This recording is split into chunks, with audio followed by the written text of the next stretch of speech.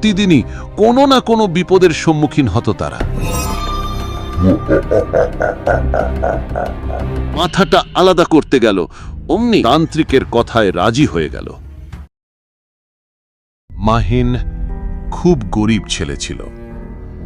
সে HSC পর্যন্ত পড়াশোনা করেছে, কিন্তু 4-5 বছর আগেও সে ছিল একজন বেকার যুবক। চাকরির জন্য অনেক চেষ্টা করেছে, তবু কিছুই হয়নি। পরিবারের অভাব থাকা সত্ত্বেও কঠোর পরিশ্রমের কাজ করতে লজ্জা পেত মাহিন। সে খুব দুশ্চিন্তায় থাকত। একদিন এক এলাকার নামকরা চোরের সাথে তার পরিচয় হল। মাহিন ওনাকে ওস্তাদ বলে ডাকল এবং তার সাথে কাজ করার সিদ্ধান্ত নিল। বিভিন্ন এলাকায় গৃহস্থালির জিনিসপত্র আর পশু পাখি চুরি করে ভালোই দিন যাচ্ছিল। এক পর্যায়ে খুব নামকরা চোরের তালিকায় ওস্তাদ আর মাহিনের নাম উঠে গেল। একদিন এক মেডিকেল শিক্ষকের সাথে পরিচয় হল। তিনি একটি কাজের প্রস্তাব দিলেন, বিনিময়ে অনেক টাকা দেবেন। ওস্তাদ রাজি হয়ে গেলেন।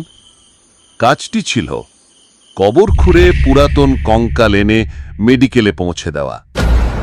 মাহিন প্রথমে দ্বিমত থাকলেও ওস্তাদের কথা ফেলতে পারল না। কাজটা করতে তার ভয় করত। ওস্তাদই সব করত। মাহিন শুধু পাশে দাঁড়িয়ে থাকত আর এটা ওটা এগিয়ে দিত। খুব দ্রুত অনেক টাকা হয়ে গেল তাদের। হঠাৎ একদিন এক তান্ত্রিকের সাথে পরিচয় হল। তান্ত্রিক আরেকটি কাজের প্রস্তাব দিলেন, বিনিময়ে আরো বেশি টাকা দেবেন। কাজটি হল কবর খুঁড়ে শুধু লাশের মাথাটি এনে দেওয়া। ওস্তাদ রাজি হয়ে গেলেন। তান্ত্রিক বিভিন্ন কবরস্থান থেকে নির্দিষ্ট লাশের মাথা কেটে আনতে বলতেন। মাহিন আর ওস্তাদ গভীর রাতের অন্ধকারে গিয়ে কাজটা করত। এসব কাজ ছিল ভয়ঙ্কর। প্রায় প্রতিদিনই কোনো না কোনো বিপদের সম্মুখীন হতো তারা। তবুও পরিবার আর জীবিকার তাগিদে এই জঘন্য কাজটি করত। এদিকে তাদের এই গোপন কাজটি দিন দিন মানুষের কানে পৌঁছাতে লাগল। একদিন এক পীর সাহেব তার দরবারে তাদের দুজনকে ডাকলেন। তারা ওনার কাছে গেল। উনি তাদের কাছে অনুরোধ করলেন, আমি মরে যাওয়ার পর আমার কবর যেন খোঁড়া না হয়, আমার লাশ বা মাথা যেন চুরি করা না হয়। এর জন্য তিনি তাদের দুজনকে তান্ত্রিক যে টাকা দেন তার দ্বিগুণ টাকা দিলেন এবং তারা ওনার কাছে প্রতিজ্ঞাবদ্ধ হল। বছরখানেক পরে ওই পীর সাহেব মারা গেলেন। এদিকে তান্ত্রিক ওই পীর সাহেবের কবর খুঁড়ে মাথা আনতে বললেন। মাহিন বলল, না, এটা সম্ভব নয়, আমি পীর সাহেবের কাছে প্রতিজ্ঞাবদ্ধ। কিন্তু ওস্তাদ টাকার লোভে সেই প্রতিজ্ঞা ভঙ্গ করল এবং তান্ত্রিকের কথায় রাজি হয়ে গেল। মাহিন সিদ্ধান্ত নিতে পারল না কি করবে। আজ পর্যন্ত সে কখনো ওস্তাদের কথা অমান্য করেনি। এদিকে ওস্তাদ বলল, চিন্তা করিস কেন, আমাদের পিছাই তো পাপ, তাহলে প্রতিজ্ঞা ভঙ্গের পাপে আর কি হবে, চল। মাহিন প্রতিজ্ঞাবদ্ধ শরীরটা নিয়ে সামনের দিকে অগ্রসর হতে পারছিল না।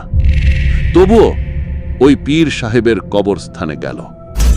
কবর দেখে প্রতিজ্ঞার কথা মনে করে তার সমস্ত শরীর কাঁপতে লাগল। কেমন যেন মনে হচ্ছিল আজ জীবনের সবচেয়ে বড় পাপটি করতে যাচ্ছে।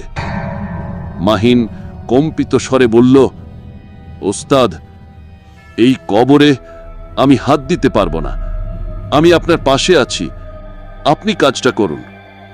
ওস্তাদ রেগে গিয়ে বলল, ধুর বোকা, তাহলে তুই দাঁড়া, কাজটা আমি করি। এভাবে ওস্তাদ কবর খুঁড়তে শুরু করলো। মাহিনের মন বলছিল আজ ভয়ঙ্কর কোনো অঘটন ঘটবেই। ওস্তাদ কবর খুঁড়ে দেখল এক কবরে দুটি লাশ। মাহিনও কবরের ওপরে দাঁড়িয়ে সব দেখল। ওস্তাদ দুটি লাশের কাপড় খুলল। একটি লাশ ছিল পীর সাহেবের, আর অপরটি ছিল ওস্তাদের নিজের। মাহিন তো দেখেই চমকে উঠল। ওস্তাদও নিজের লাশ দেখে বিশ্বাস করতে পারল না। ওস্তাদ বুক ভরা সাহস নিয়ে পীর সাহেবের গলাটা কাটল, মাথাটা আলাদা করতে গেল। অমনি পীর সাহেব তার হাত দিয়ে ওস্তাদের গলা টিপে ধরলেন এবং মুহূর্তেই ওস্তাদকে মেরে ফেললেন। মাহিন চিৎকার করে অজ্ঞান হয়ে গেল।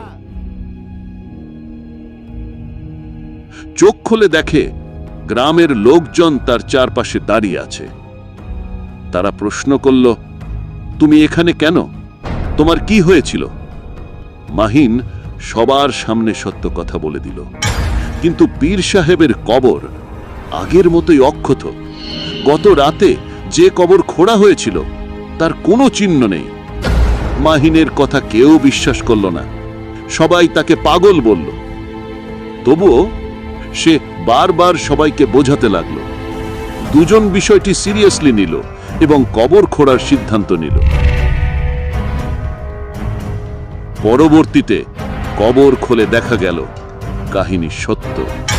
পীর সাহেব ওস্তাদের গলা টিপে ধরে আছেন। ওস্তাদের মরদেহ এখনো পীর সাহেবের কবরের ভেতর।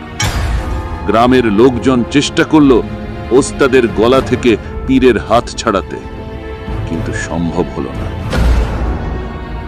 অতঃপর পীর সাহেব ওস্তাদকে নিয়ে সেই কবরে আবার মাটি দিয়ে দিল সবাই। পীর সাহেবের পরিবার পরিজন মাহিনকে ক্ষমা করে দিলেন এবং বললেন, আর কোনোদিন এই পাপ কাজ করো না, আজ থেকে হালাল উপার্জন করো। এরপর মাহিন সব খারাপ কাজ ছেড়ে দিয়ে হালাল পথে ইনকাম শুরু করল।